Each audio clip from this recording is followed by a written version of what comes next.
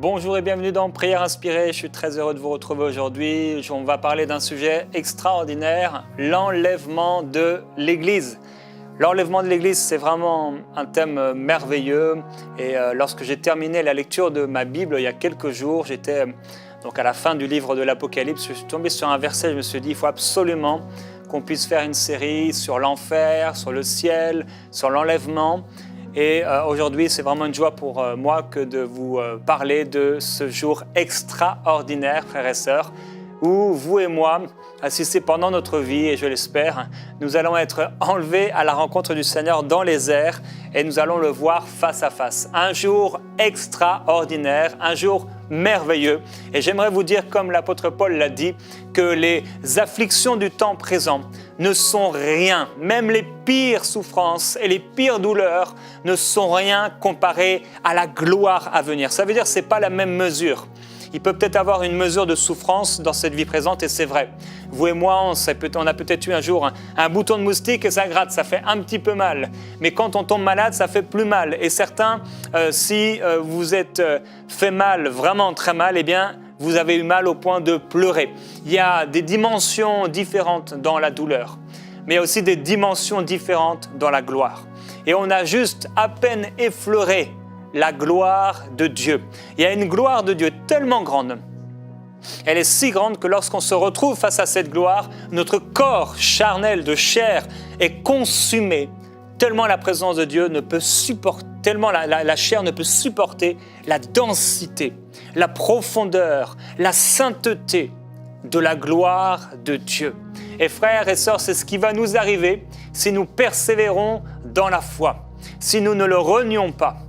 Gloire à Jésus-Christ. La présence de Dieu, la gloire de Dieu, c'est notre promesse. C'est ce que Dieu veut et c'est ce que Dieu a toujours désiré. Il a voulu que vous et moi, on vive dans sa présence, qu'on vive dans sa gloire. Alors oui, l'apôtre Paul, il dit que les afflictions du temps présent, Pierre le dit de la même façon, ne sont rien comparées à la gloire à venir. C'est un homme qui a été lapidé plusieurs fois. C'est un homme qui a été fouetté plusieurs fois. C'est un homme qu'on a cru laisser mort. Un homme qui a vécu des tempêtes. Un homme qui a été mis en prison. C'est cet homme-là qui dit que les afflictions du temps présent ne sont rien, comparées à la gloire à venir, à la gloire qui nous est réservée en Jésus-Christ. Alors, la question, c'est pas est-ce que ça va arriver, parce que ça va arriver. L'enlèvement va avoir lieu. Quel que soit ce que tu vas faire dans ta vie, l'enlèvement aura lieu. Par contre, ce sera peut-être avec ou sans toi. Mais l'enlèvement, c'est quelque chose que Dieu a prévu. Et dans le calendrier de Dieu, quand ce sera le jour, quand ce sera le mois, quand ce sera l'heure, quand ce sera l'année, ça arrivera.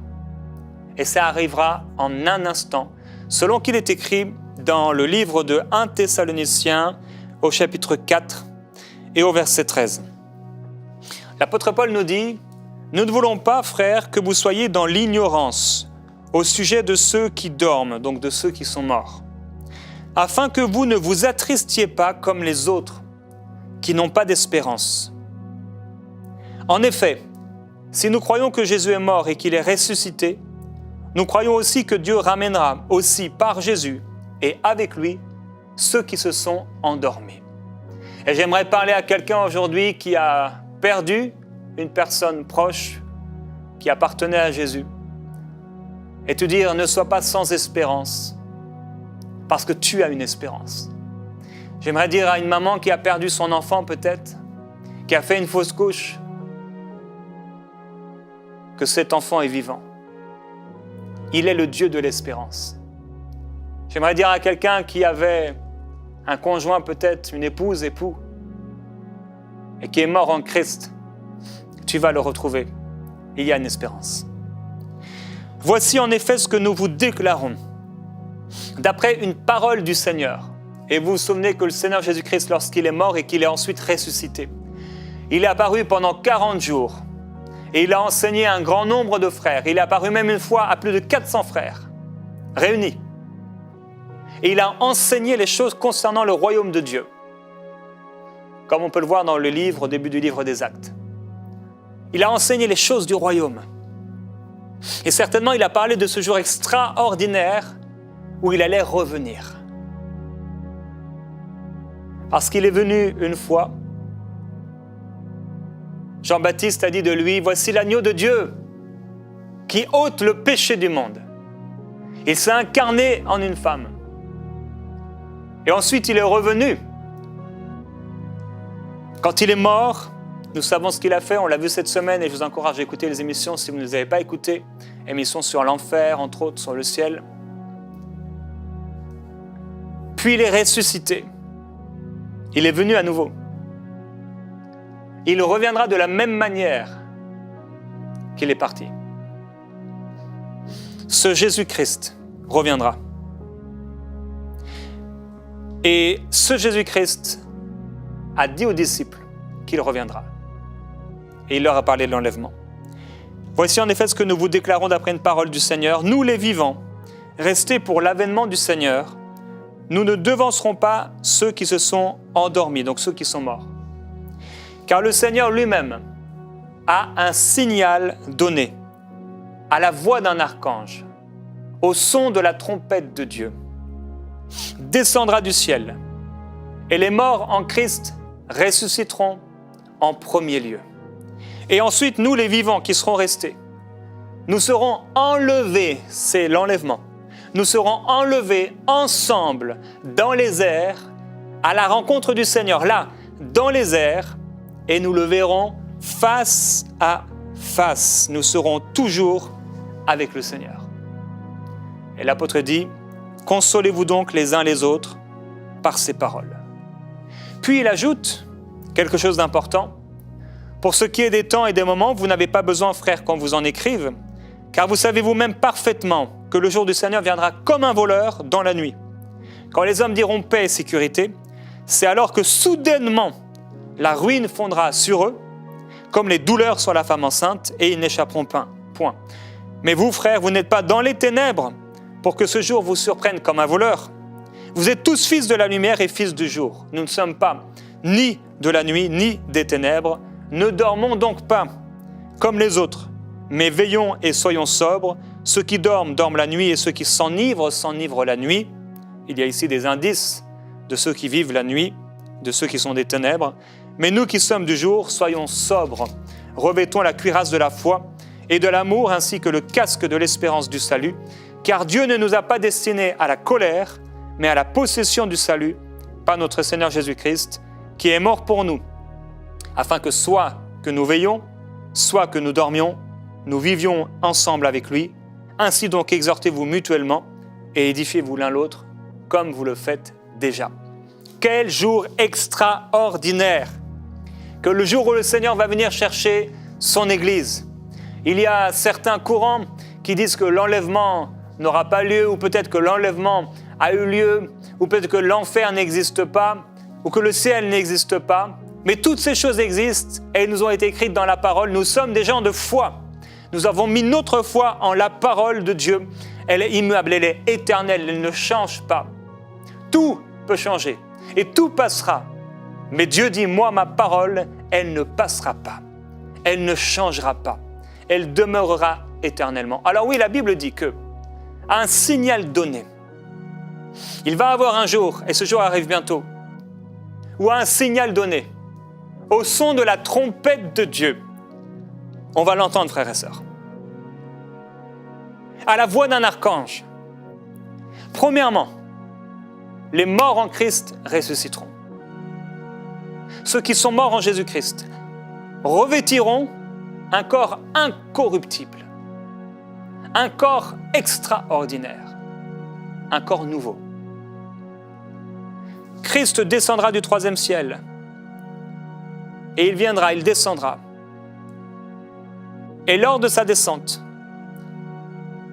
les morts en Christ qui seront ressuscités le rejoindront au niveau peut-être du 1er ciel, quelque part en tout cas, dans le ciel.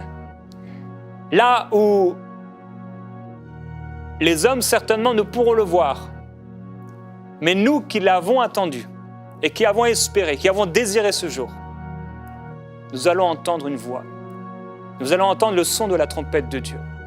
Et après que les morts aient ressuscité en un instant, nous tous qui sommes restés sur la terre, dans la foi et dans l'espérance de ce jour glorieux, dans la foi et dans l'espérance du ciel, dans la foi et dans l'espérance d'être avec Dieu, nous serons ensemble, ce n'est pas l'un après l'autre, mais c'est ensemble, en un claquement de doigts, en un instant, nous serons ensemble enlevés à la rencontre du Seigneur dans les airs, pour être toujours avec lui. Et nous le verrons face à face. Et il est écrit dans 1 Corinthiens au chapitre 15 au verset 50, « Ce que je dis, frères, c'est que la chair et le sang ne peuvent hériter le royaume de Dieu. » C'est vrai. Et que la corruption n'hérite pas l'incorruptibilité. Voici, je vous dis un mystère. Nous ne mourrons pas tous, mais tous nous serons changés.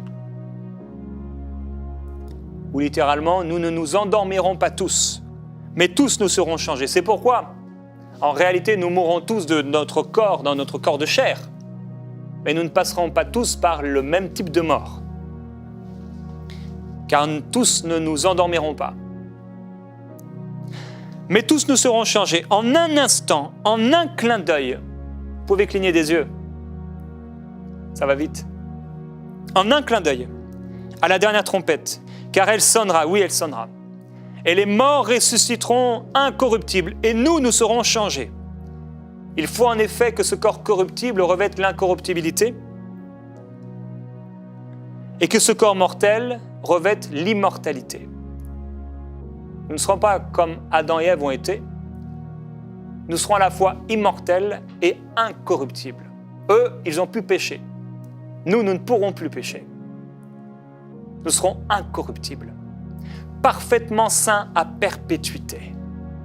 Alléluia. Nous serons dans sa présence. Ce jour extraordinaire arrive. La question c'est, est-ce que tu es prêt? Est-ce que je suis prêt? Est-ce que mon cœur est prêt? Est-ce qu'il y a la place pour Dieu? Est-ce que je vis pour le Seigneur? Est-ce que je vis dans la foi? Ou est-ce que je vis pour moi-même? Est-ce que je vis dans le péché? Est-ce que je vis dans les ténèbres? Est-ce que je suis de ceux qui s'enivrent? Ou est-ce que je suis de ceux qui sont remplis de l'Esprit? De ceux qui aspirent à une patrie céleste, une patrie meilleure, à une récompense meilleure? La Bible déclare, dans Hébreux, au chapitre 11, que Moïse a rejeté la richesse et la gloire de l'Égypte. Et il a préféré souffrir, vivre l'opprobre, la honte, avec le peuple de Dieu, que d'avoir la jouissance éphémère du péché. Je veux m'adresser à tous, mais particulièrement aux jeunes. Vous m'écoutez aujourd'hui, et vous voulez profiter de la vie, profiter de la jeunesse. Et vous allez de relation en relation, vous regardez des choses impures, et vos pensées sont impures et mauvaises. Vous n'êtes pas prêts. Jésus a été tellement radical concernant le royaume de Dieu. Un homme avait perdu quelqu'un de sa famille. Il venait de mourir. Il vient à Jésus, moi je vais te suivre, mais attends, je vais d'abord enterrer mon mort. Jésus dit non, non, tu n'as pas le temps, laisse les morts enterrer leurs morts. Un homme vient d'acheter quelque chose, certains un terrain, d'autres des bœufs, d'autres il vient de se marier, il veut profiter. Jésus dit non, non, toi suis-moi. Jésus dit que si quelqu'un met la main à la charrue et il regarde en arrière, si quelqu'un, tu mets tes mains sur ton scooter ou tes mains sur le volant de ta voiture et tu regardes en arrière, alors que tu dois aller devant, le Seigneur dit, il n'est pas prêt pour le royaume de Dieu. Ne sois pas comme la femme de Lot qui regardait derrière. Ne sois pas comme la femme de Lot qui est devenue du sel, une statue de sel. Pourquoi? Parce qu'il y avait quelque chose encore en elle qui était attaché au monde, qui était attaché à cet endroit, Sodome et Gomorrhe, là où on pratiquait l'impudicité, des choses horribles, terribles. Son cœur était attaché, il y avait quelque chose dans son cœur. C'est pourquoi lorsque les anges sont venus dans cette maison, la famille, ils ont cru qu'ils plaisantaient, ils ont cru que c'était une plaisanterie, mais non, on verra plus tard, on a déjà entendu. Si tu es peut-être ce jeune ou ce moins jeune aujourd'hui, et tu te dis, je verrai plus tard, j'ai déjà entendu. Mais il y a un moment où c'est trop tard. Il se pourrait que tu ne puisses pas finir ce jour, que je ne puisse pas finir cette phrase. Et il nous prend. Ça arrivera aussi vite que ça. La question, c'est est-ce que tu es prêt à le rencontrer?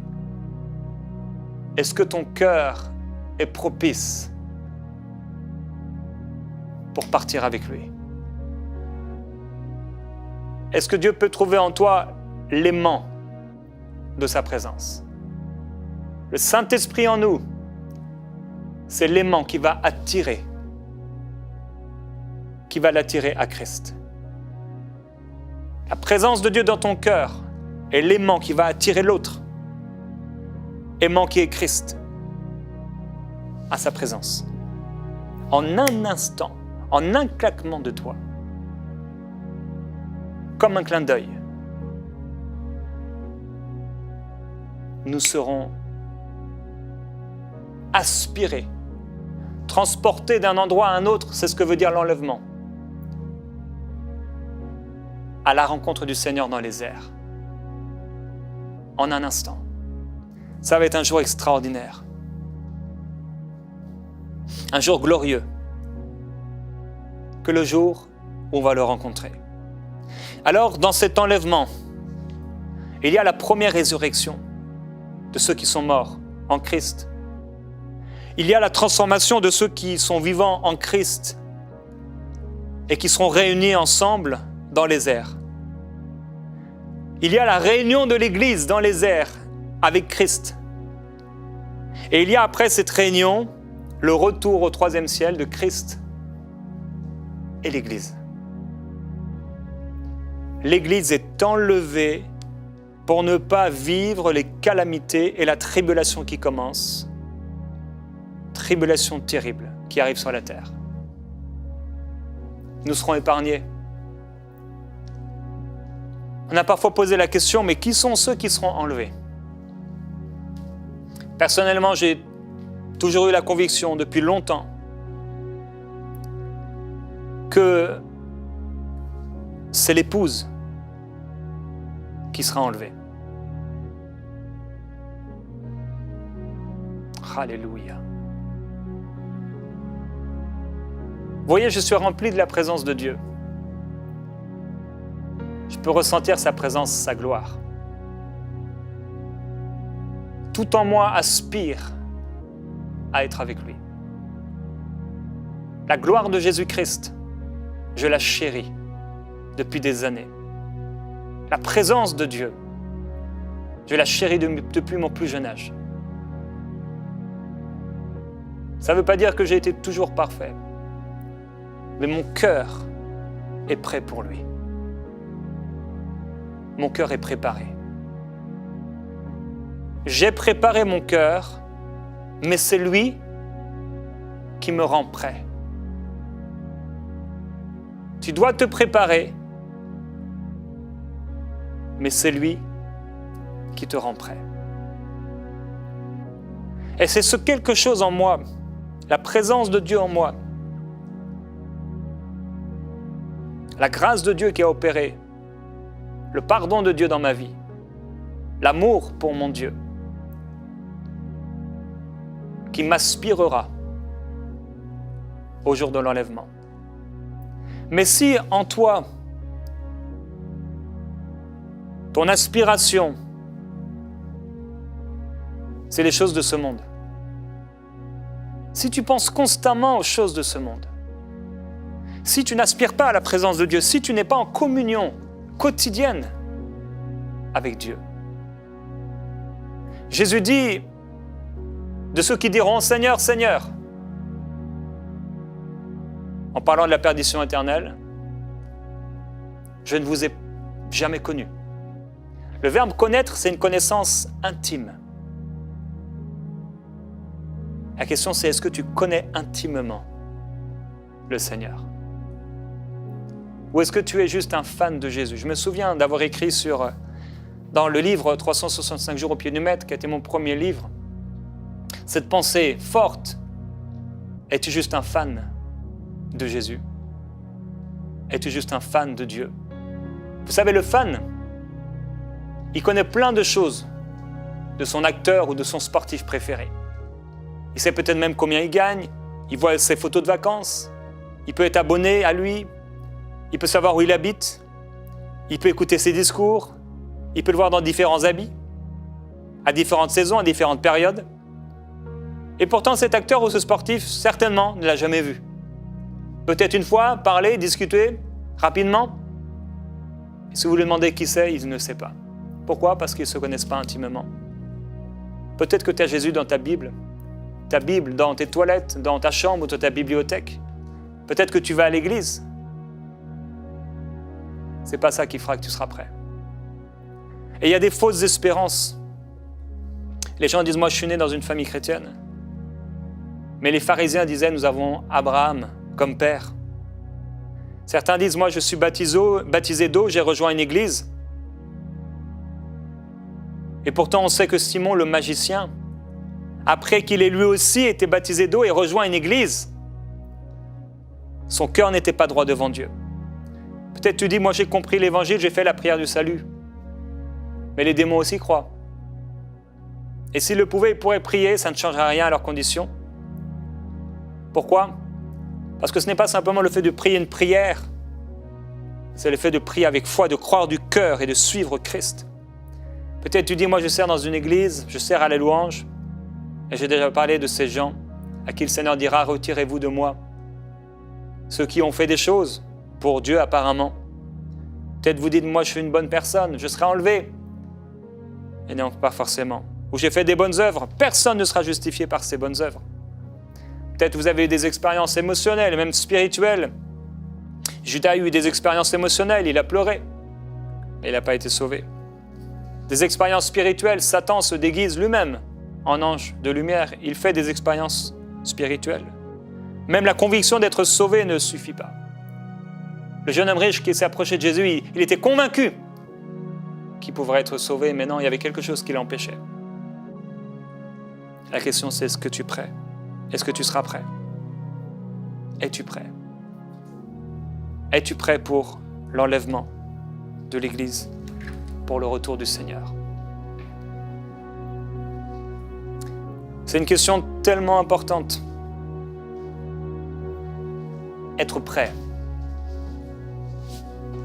Être prêt. Tu ne peux pas passer à côté, je ne peux pas passer à côté.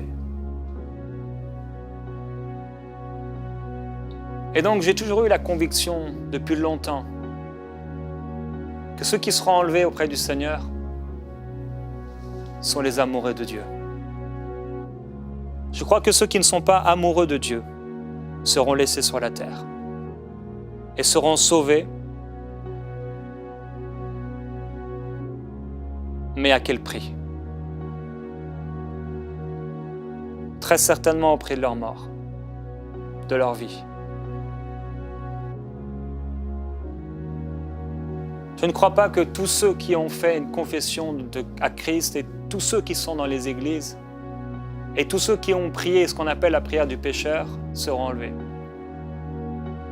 Ce n'est pas du tout ma conviction. En lisant les Écritures,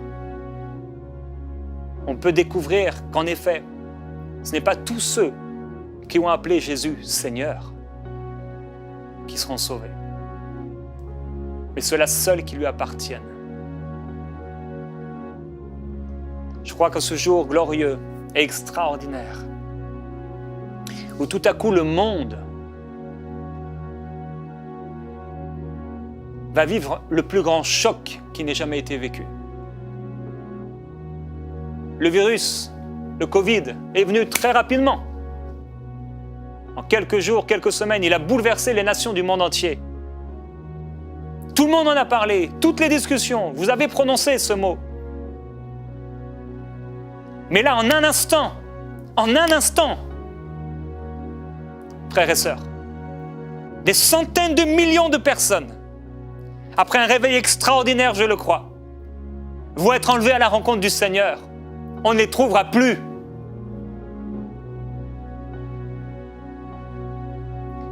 Et là, dans l'Église, des centaines de millions de personnes vont pleurer, gémir. Pourquoi? J'ai vécu ma vie telle que je l'ai vécue. Et je crois personnellement que dans les heures qui vont suivre, l'enlèvement de l'Église, un puissant réveil aura lieu. Car des multitudes, des millions de personnes dans les familles chrétiennes, dans les églises et dans le monde vont réaliser que c'était vrai. Et nous savons que par toutes sortes de choses, le mensonge gagnera les cœurs. La question aujourd'hui, c'est est-ce que tu es prêt? Père, je veux te glorifier et te remercier pour ta parole. Te remercier, Seigneur Jésus-Christ, parce que tu nous as préparé une place. Te remercier, Père, parce que ta parole est oui et amen. Toutes ces choses sont véritables. Tu reviens nous chercher. Et toi seul connais le jour et l'heure. Tu ne nous appelles pas à essayer de trouver l'heure, la minute où tu vas venir, même l'année où tu vas venir. Tu nous appelles à être prêts. Je te glorifie, Jésus-Christ. Parce qu'on ne peut pas faire semblant de t'appartenir et de vivre pour toi. Père, je ne veux pas être comme ces vierges folles. Avoir une lampe. Être vierge, appelée. Mais ne pas avoir d'huile. Ne pas être prête. Père, je prie pour ces personnes qui ont écouté ma voix aujourd'hui, cette émission. Je t'en prie, Père, qu'ils soient prêts pour ce jour glorieux où tu vas venir les chercher. Je t'en prie, ô Dieu. Là où vous êtes, vous avez entendu ces paroles et je vais vous laisser avec cette exhortation, cet encouragement, alors que l'émission va s'arrêter. Passez un temps avec Dieu. Non pas dans la condamnation. Et si vous avez quelque chose comme le jeune homme riche qui vous empêche d'être prêt, renoncez-y maintenant. Renoncez-y aujourd'hui, au nom de Jésus-Christ. Et attachez-vous fortement au Seigneur jusqu'à la fin. Persévérez jusqu'à la fin, frères et sœurs. Parce que même si le prix à payer est difficile, le Seigneur revient vous chercher. On se retrouve demain pour parler de ce ciel glorieux. Demain dans Prière Inspirée.